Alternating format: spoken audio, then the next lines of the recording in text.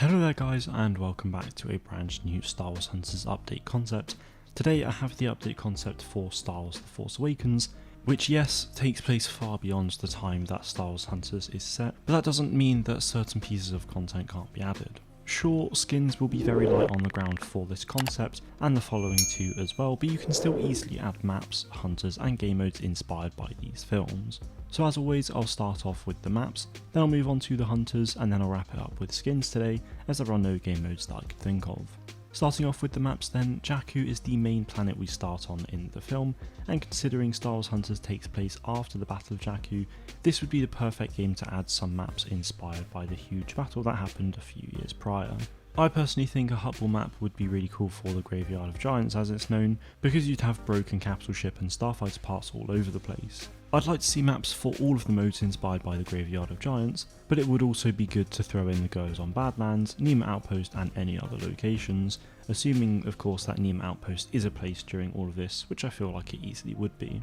If you've played Jedi Fallen Order, then you'll know that Starkiller Base is the Jedi planet of Ilum. Obviously I don't want them to add Starkiller Base related stuff because I doubt anyone knew about it, and if they did, then it would be chaos. What I do think would be cool though is if there was some kind of map where you start off in a cave on Ilum that has loads of kyber crystals, and then you have to transport those kyber crystals out of the cave and onto some ship outside.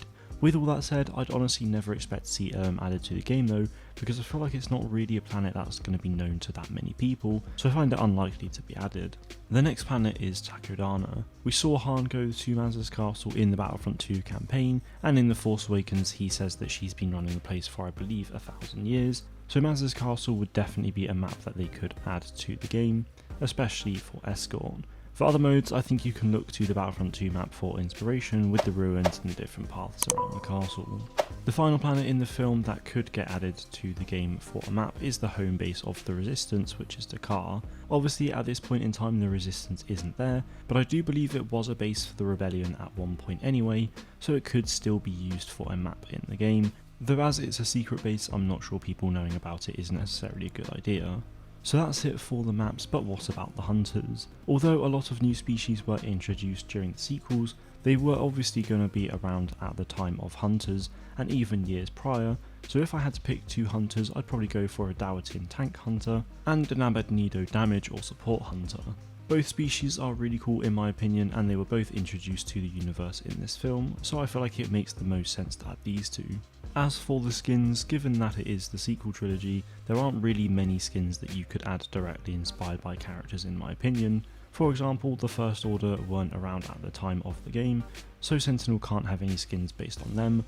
Likewise, Zaina couldn't for the Resistance, as it just wouldn't work for the timeline. The only thing that I can think of that would be viable is a Guavian Death Gang skin for Imara Vex, as they were around before Hunters takes place as far as I know, so I think it would be cool to see a Crime Gang skin for her.